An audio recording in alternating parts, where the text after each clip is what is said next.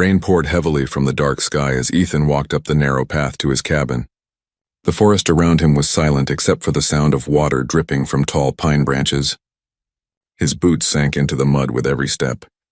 He had spent all day fixing a broken water pump in the nearby town, and all he wanted was to drink hot tea and sleep. But when he reached the porch, he stopped. Something was there. At first, he thought it was just a pile of clothes left on his doorstep, but then the pile moved. A thin shape slowly lifted its head. Two glowing violet eyes looked up at him from under wet, tangled hair. Ethan froze. It was a girl. No, she was not human. Her skin was pale silver, smooth like moonlight. Her hair was long and blue-black, sticking to her face from the rain. She looked young, maybe 16. She trembled as cold wind blew through her torn clothes. Her bare feet were muddy and her lips were cracked. She opened her mouth to speak, but her voice was only a whisper. "Please take me in," she said. "I will be your servant." Ethan blinked, unsure if he had heard her correctly. "Who are you?" he asked quietly. The girl lowered her head, water dripping from her hair. "Leora," she whispered. "I have nowhere. No one." The forest felt suddenly alive around them. Ethan glanced at the trees. Something about the silence felt wrong, too deep, like the world was holding its breath. He stepped closer. "You can't stay out here. You'll freeze," he said. "I can work," she said quickly, desperate. "I can clean, cook, anything. Just don't send me away." Her voice cracked and her shoulders shook as if she was holding back tears. Ethan's chest tightened. He had lived alone for years. No one ever came this far into the woods. No one knocked on his door. And now here was this broken, trembling alien girl begging to be taken in like a stray cat during a storm. "This is dangerous," he muttered to himself. Her kind were feared. The government called them strays. Harboring one was against the law. If anyone found her here, they would arrest him. Or worse. But as he looked at her again, he saw not danger, only fear. "Please," she said again, softer now. "I will serve you." A flash of lightning lit the forest. In that brief light, Ethan saw movement, something slipping between the trees, quick and silent. His breath caught. Someone was out there watching. He made a choice. "Get inside," he said firmly. Her eyes widened. "You mean, yes?" "Yes," he said. "Before someone else sees you." She stood slowly, legs shaking, and stepped toward him. She was so light that the porch boards barely creaked under her feet. She passed by him, head still bowed low, water dripping from her sleeves. Ethan gave one last look into the dark forest. The shape he thought he saw was gone now, as if it had melted into the shadows. Only the rain remained. He shut the door and locked it. The cabin was small and warm, lit only by the glow of a wood stove. She stood near the door, hugging herself tightly. Steam rose from her wet clothes. Ethan walked to the kitchen and poured hot water into a mug. "Here," he said, handing it to her.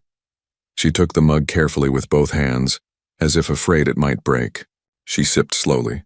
The warmth seemed to surprise her. "Thank you," she whispered. He nodded, watching her. She was thin, almost weightless. She had a quiet grace like a wild creature forced too long to run. "You don't have to be my servant," he said gently. "You just need to rest." Her eyes widened, confused. "But if I'm not useful, you will throw me out." Ethan shook his head. No one should be out in the cold like this.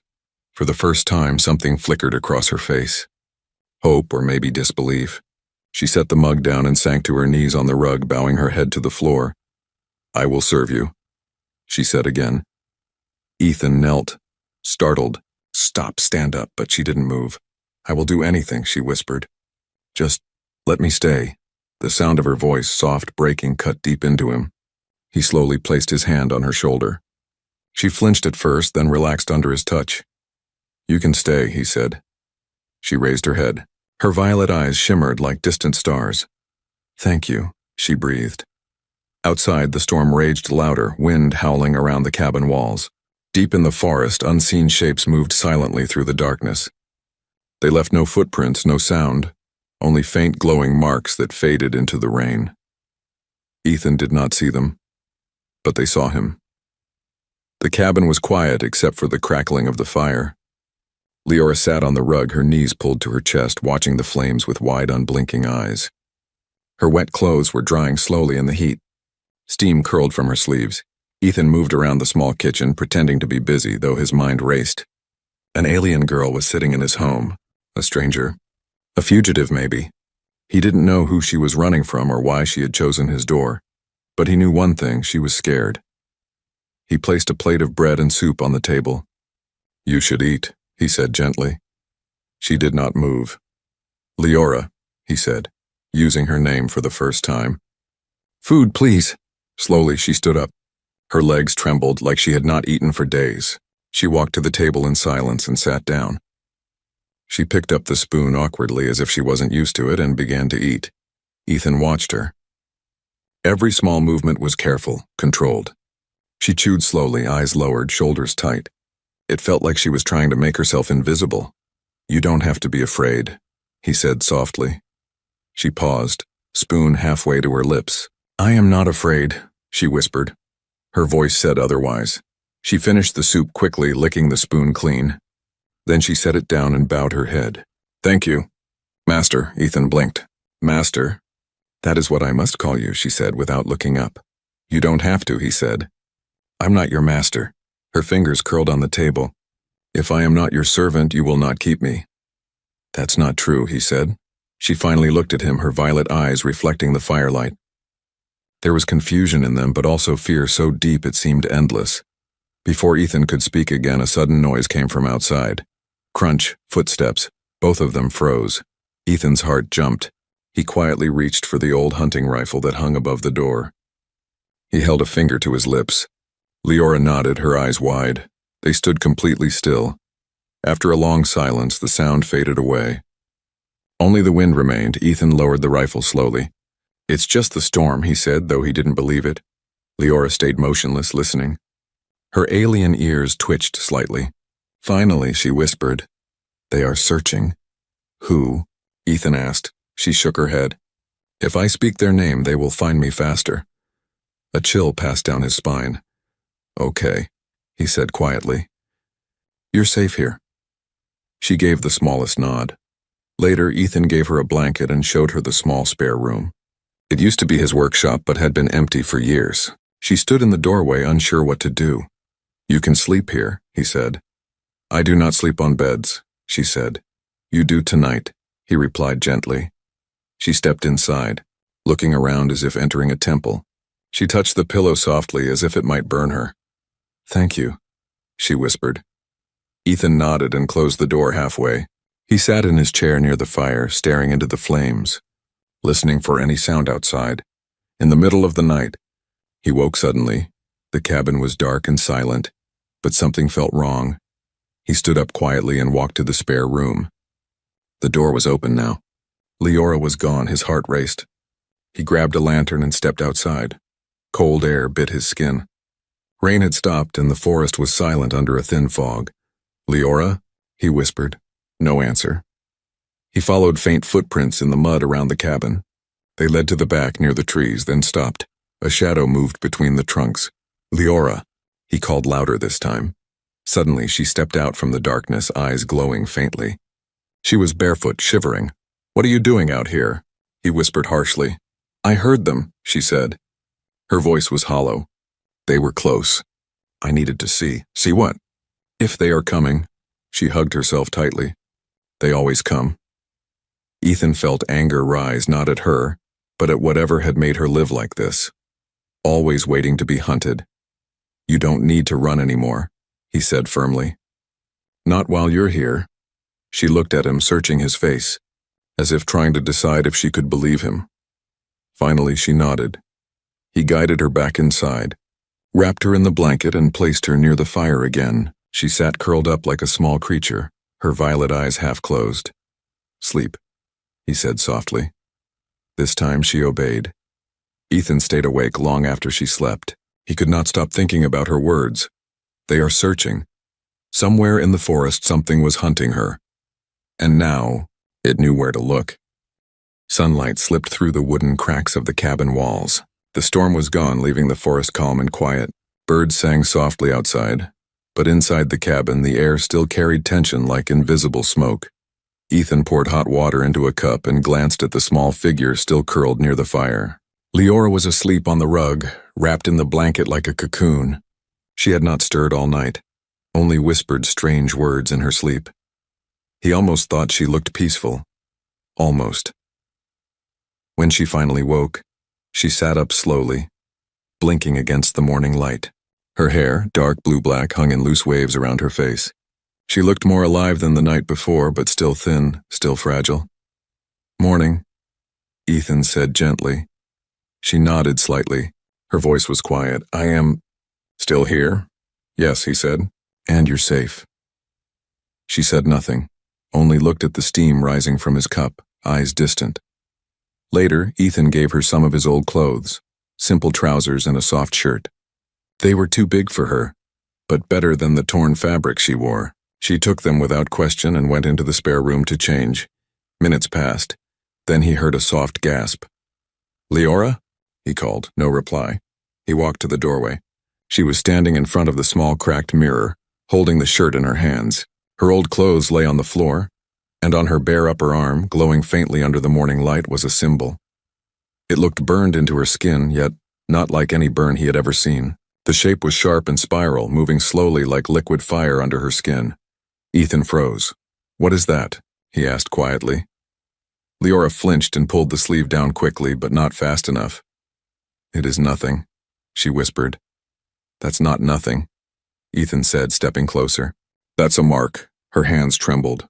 Her eyes filled with panic, as if the word itself was poison. "You should not have seen," she whispered. "Leora, tell me," he said softly. She shook her head violently. "If you know, they will kill you too." Ethan's heart tightened. "Who?" Her lips trembled. For a long moment, she said nothing.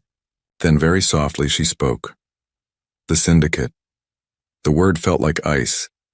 "They marked me," she said, voice breaking. "I belong to them. A slave, a thing. I ran away. No one runs from them. No one lives after." She hugged herself, sinking to the floor. "I was property," she whispered. "If they find me, they will burn me in front of the others. To teach them, to teach everyone." Her voice cracked on the last word. Ethan stood in silence, stunned. He had heard stories. Dark rumors about alien syndicates who took the weak and young, branding them as living goods. But he had never seen proof. Never thought he would see it here in his cabin. "They hunt me," she continued, her eyes distant. "They can track the mark. It sends a signal. I do not know how far. Maybe they already know I am here." Ethan's stomach turned. "That means they could be coming," he said quietly. Leora nodded slowly, tears sliding down her silver cheeks. "Then we'll remove it," he said quickly. "Cut it off, burn it away, whatever it takes." Her eyes widened in horror. "No. If it is damaged, it sends a warning pulse. They will come faster. They will kill anyone near me." Ethan went silent. His cabin suddenly felt smaller, the walls too thin. "I should go," Leora said, standing shakily. "I will leave. They will follow only me."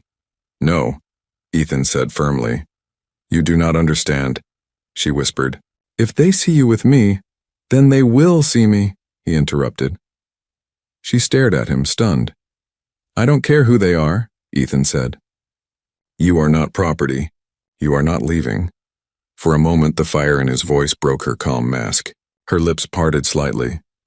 "No one ever said that to me," she said softly. Ethan stepped closer and gently touched her shoulder. "Then hear it now. No one owns you." Her eyes filled with tears again, but this time they were different. Not fear, something else. Something like hope, fragile and trembling. She wiped her cheeks quickly and pulled on the oversized shirt, hiding the mark from sight. But they both knew it was still there. That night, after she had fallen asleep, Ethan sat at his desk by candlelight, staring at an old map of the forest. He marked the areas where Syndicate scouts had been rumored to move. If they were coming, he needed to be ready. His eyes drifted to the small form sleeping on the rug, breathing softly under the blanket. She was just a child, he thought. A child who had lived like prey. Not anymore. Outside, deep in the forest, something mechanical hummed faintly. A small red light blinked once, then vanished into the darkness. Evening shadows stretched across the forest as the sun dipped behind the hills. The cabin stood quiet, wrapped in orange light from the setting sun. But inside, tension coiled in the air like a living thing. Leora sat near the fire, combing her still damp hair with an old wooden brush Ethan had found for her. Her movements were slow, almost cautious, as if she feared breaking anything she touched. Ethan sat at the table, cleaning his old hunting rifle. His hands were steady, but his mind wasn't. He kept thinking about the glowing mark on her arm, about the syndicate, and about the faint red light he had seen blinking in the forest last night. "Are you angry with me?" Leora asked suddenly, breaking the silence. Ethan looked up. "Why would I be angry?" "Because I bring danger to your home," she said softly. "Because I did not tell you sooner." He shook his head. "You didn't have to. It's not your fault." She stared at the fire, her voice a whisper. "Danger always follows me." Before he could answer, a sharp click sounded from outside. Both froze. Then came a slow crunch of boots on gravel. Someone was on the path. Ethan stood quickly, motioning for silence. Leora's violet eyes widened with fear. "Go," he whispered. "Hide." She moved without a sound, slipping like smoke up the ladder to the attic crawl space. She curled behind old crates just as the knock came. Thud, thud, thud. Ethan swallowed hard and opened the door. 3 figures stood on his porch. They were tall, armored, and not fully human. Their eyes glowed faint gold through dark helmets. Strange weapons hung from their belts. Each wore a black badge shaped like the same spiral brand he had seen on Leora's skin. "Evening," Ethan said calmly, though his pulse thundered. The one in front spoke in a cold, mechanical voice. "Human, we are tracking stolen property. It came through this sector last night." "Did you see anything unusual?" Ethan forced a casual shrug. "Just the storm." The hunter's golden eyes flickered. "Storms do not leave footprints. Animals do," Ethan said. A long pause. The forest behind them stood silent, holding its breath. Finally, the lead hunter stepped closer. Ethan could smell ozone and metal on him. "If you see her," the hunter said, voice low, "do not touch her. She carries contamination. Report immediately." He pulled something from his belt and stuck it on Ethan's gate. It was small, black, blinking red. "A warning device," the hunter said. "If she enters this property, it will alert us."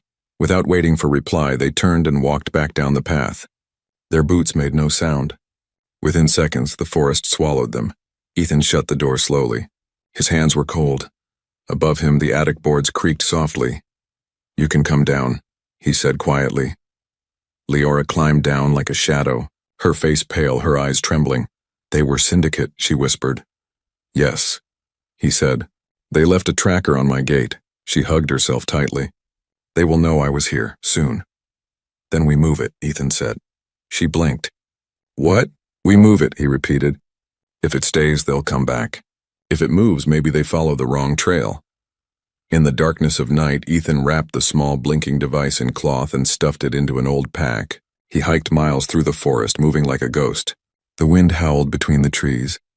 Finally, he tied the device to a fallen branch and set it floating downriver. The blinking light drifted into the black water, carried far away. When he returned, the cabin was dark except for one small lantern. Leora sat curled on the rug. "Waiting, you came back," she said softly, almost surprised. "Of course," he said. She lowered her eyes. "Most people do not come back." "I'm not most people," Ethan said. She looked at him for a long moment. Her lips trembled as if she wanted to speak, but she stayed silent. That night she cried quietly when she thought he couldn't hear. Ethan lay awake, staring at the ceiling. He felt something shift inside him. Not just pity now, not just duty, something heavier, something fiercer. He realized he wasn't just hiding her anymore, he was protecting her. In the forest, miles away, the hunters stopped by the river. They found the blinking device caught on a log. The lead hunter stared at it, silent. Then he turned, eyes glowing like fire. "Trace lost," he said, "but she is close. I can smell her." They melted into the dark, silent as death, and they were coming back. Days passed quietly after the hunters left, but the air around the cabin still felt tense, like a string pulled too tight. Every night Ethan locked the doors twice. Every morning he checked the forest for signs of footprints, but the forest stayed silent. And slowly something changed inside the cabin. Leora stopped sitting in the corner like a shadow. She began to watch Ethan more closely, how he walked, how he boiled water, how he spoke. At first she copied his movements awkwardly, like a child learning to walk. Then she started asking questions. "What is this?" she asked, holding a fork. "That's for eating," Ethan said. "And this?" She pointed at the old radio on the shelf. "That talks," he said with a smile. "When it wants to." Her eyes widened when it crackled to life, playing soft music. She sat in front of it for hours, silent, just listening as if it was magic. One afternoon, Ethan found her in front of the mirror, wearing his oversized flannel shirt and trying to braid her hair. The braid was messy, but she looked proud. "You look human," Ethan said gently. "Good," she whispered. "I want to be human," he hesitated. "Why?" "Humans are free," she said simply. The words cut deep. Ethan decided that if she wanted to be human, he would teach her how.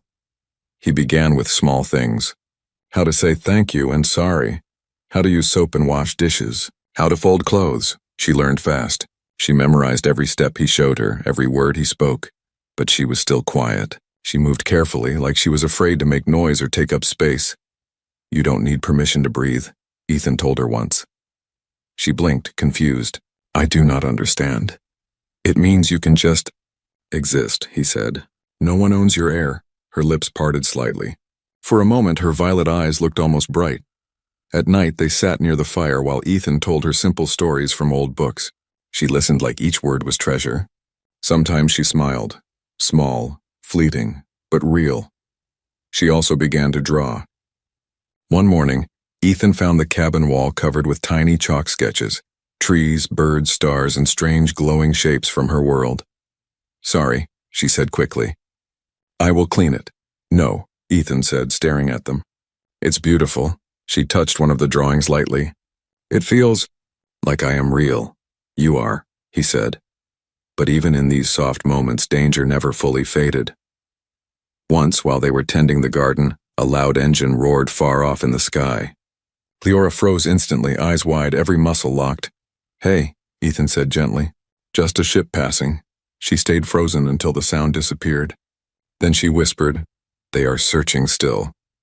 Ethan forced a calm smile. "Then we stay ready." She looked at him like she wanted to believe. That evening, Ethan brought out an old box of paint. The colors were dry but still usable. "You said you wanted to be human," he said. "Then you need a name. One you choose yourself." Leora tilted her head. "I cannot choose. Names are given." "Not anymore," Ethan said. "This time you choose." She stared at the paint. Then she dipped a brush into blue and slowly wrote on a small wooden board. "Leora." Her hand trembled as she painted each letter. "This was the name they gave me," she said softly. "But now, it is mine." She hung the sign above her door. For the first time, she smiled without fear. Later that night, she sat beside Ethan near the fire. The cabin was quiet except for the soft crackle of flames. "I do not want to be your servant," she said suddenly. Ethan turned, surprised. "I want to be your friend," she said. Her voice was firm, though her eyes were uncertain. Ethan felt a strange warmth spread through his chest. "Then be my friend," he said. Her lips curved in the smallest, shyest smile, and for a moment, it almost felt like peace. Then the radio on the shelf crackled sharply. Both of them looked up. A voice hissed through static, speaking in a harsh alien language Ethan didn't understand, but he caught two words repeated over and over, marked, "Fugitive." Leora went pale. Then, outside the window, the forest lit with a sudden flash of red, the Syndicate's tracker beacon. The one Ethan had sent drifting downriver had just reactivated. They had found the signal again and they were coming back. Night had fallen heavy and cold over the forest. Clouds smothered the moon, leaving the cabin wrapped in darkness. The radio hissed with static, repeating the same coded words again and again, marked, "Fugitive, approaching." Ethan stood at the window staring into the trees. His jaw was tight, his hands shaking. He could feel it. Something was moving out there. "They found us," he whispered. Behind him, Leora stood barefoot on the wooden floor, her small hands clenched into fists. "I will go," she said. Her voice was calm, but her eyes were trembling. "If they see me here, they will kill you." "No," Ethan said sharply, turning to face her. Her lips parted, confused. "They will destroy everything you have, your home. Your life." "I can build another home," he said. "I can't build another you." She froze at his words. Outside, the night answered with a distant metallic hum. Ethan moved fast. He dragged his old security drones from the closet, broken, dusty from years of disuse. He pulled open toolboxes and slammed batteries into place, sparks flashing. Leora watched him silently. "You have fought before," she said quietly. "Not like this," he admitted. He set up motion mines along the path, hidden under leaves. He loaded his rifle and strapped a knife to his belt. Finally, he looked at her. "If anything happens to me, you run. Go to the old ranger outpost in the hills. There's a radio there. Call for help." Her eyes filled with tears. "I will not leave you." "You will," he said firmly. "Promise me." She didn't speak. "Leora," he said. At last, she nodded. The first flash came just after midnight. A red beam cut through the trees, scanning the cabin walls. "Down!" Ethan hissed. They dropped to the floor as a blast ripped through the window, spraying glass across the room. Smoke and dust filled the air. Outside, metal shapes moved through the forest. Syndicate hunters, 5 of them, glowing faintly under black armor. Their eyes burned like coals. Ethan hit the remote switch. The first mine exploded under the lead hunter, hurling it into a tree. The others scattered, shouting in their cold mechanical voices. Ethan fired through the broken window, his rifle flashing. The old security drones buzzed to life, floating out from the shed like angry insects firing small bolts of electricity. Sparks danced in the darkness. Leora covered her ears, eyes wide. She had never seen a human fight for her, but the hunters were fast. Too fast. They sliced through the drones with crackling plasma blades. One leapt onto the roof, punching holes through the wood. "They are surrounding us," Leora cried. "Good," Ethan said. "Makes them easier to hit." He grabbed a firebomb from his pack, lit it, and hurled it through the back window. Flames burst among the trees, forcing the hunters to retreat for a moment. "Go out the tunnel," Ethan ordered. "The root cellar, now." She shook her head. "I stay. Leora, I will not leave you," she said fiercely. Before Ethan could argue, the front wall exploded inward. The lead hunter stepped through the smoke. Glowing eyes locked on Leora. "Return," it said, voice cold. "Property does not fight." Leora stood trembling, but she didn't run. Ethan leapt between them, firing. The shot cracked the hunter's mask, spraying sparks. The others stormed in. The cabin became chaos, fire, smoke, flashing light. Ethan fought like a wild animal, slamming one into the wall, stabbing another with the knife. But there were too many. One struck him across the chest, sending him crashing to the floor. His ribs screamed with pain. Leora screamed his name. The lead hunter raised its blade over Ethan's throat. Then Leora moved. She grabbed the broken security drone and smashed it into the hunter's chest.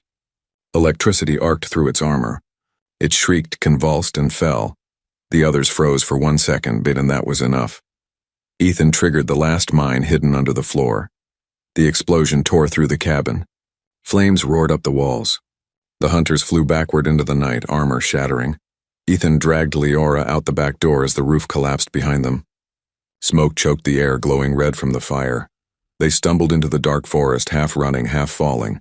Ethan's vision blurred, his chest burning from the blow. "Keep going," he gasped.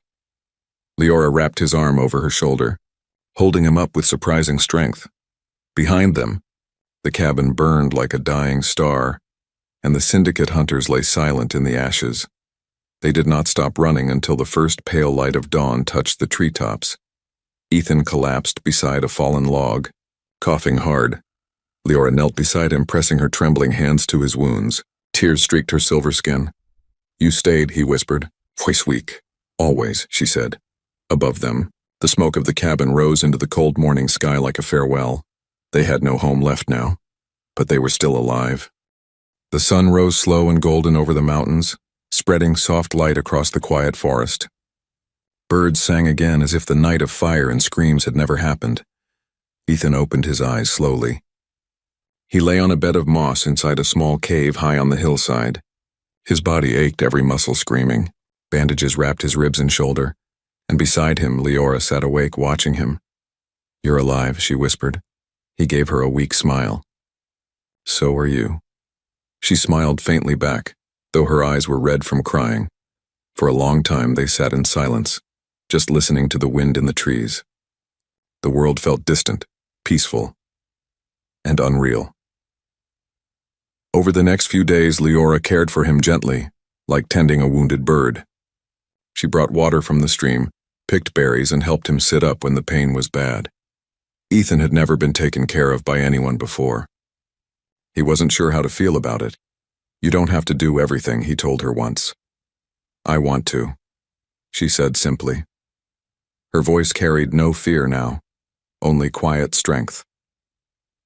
On the third morning, they climbed out of the cave together. Ethan leaned on a walking stick, moving slowly. From the hilltop, they saw smoke far away and the last ashes of the cabin. Leora stood still for a moment, eyes thoughtful. "I was born in a cage," she said softly. "Then I ran. Then I begged to be your servant." She turned to him and her violet eyes shone in the sunlight. "But now, I am free," Ethan nodded. "Yes, you are." A gentle breeze passed between them, cool and clean like a promise. They walked for hours that day, following old paths through the forest until the trees thinned and the land opened into a wide green valley. At its center stood a small settlement, wooden houses, solar panels, people working in gardens. Children's laughter drifted on the air. Leora's steps slowed as they approached. "Humans," she whispered. "Mostly," Ethan said. "Some others too. This place takes anyone who's lost." She gripped his hand tightly. "Will they accept me?" "They will," he said. "Because I do." Her hand trembled in his, then slowly relaxed.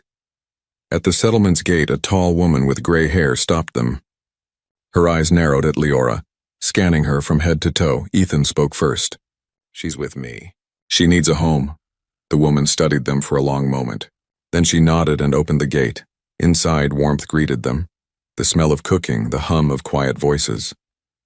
Leora's eyes darted everywhere, wide with wonder. Children ran past laughing. One small boy stopped, staring at her silver skin. She froze. Then the boy grinned and waved. She hesitated, then raised her hand and waved back. Something inside her seemed to unlock.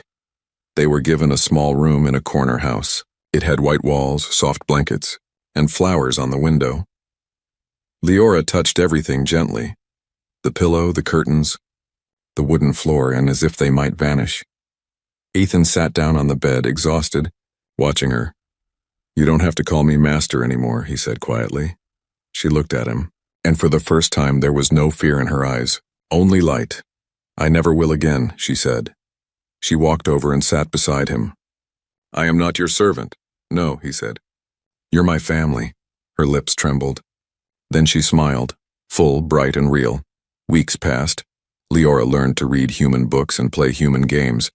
She painted the walls with glowing flowers from her world. She laughed loudly and without shame, and every morning, she stood in the sunlight with her eyes closed, breathing the free air like it was the first breath of her life. Her slave mark was gone now, burned out gently by the colony's medics, erased forever. She traced the faint scar on her arm one last time, then let it go. One evening, Ethan found her standing at the edge of the valley, watching the stars rise. "You're quiet," he said. Walking up beside her, "I am thinking," she said softly. "About what?" "About how I came to your door ready to give you my life," she whispered. "And you gave me mine back instead." Ethan placed a hand on her shoulder. "You gave it back to yourself. I just kept the door open." She smiled, eyes glimmering like the stars above them. Then she reached out and took his hand, and together, they walked back toward the lights of their new home. She had come as a servant, but stayed as family.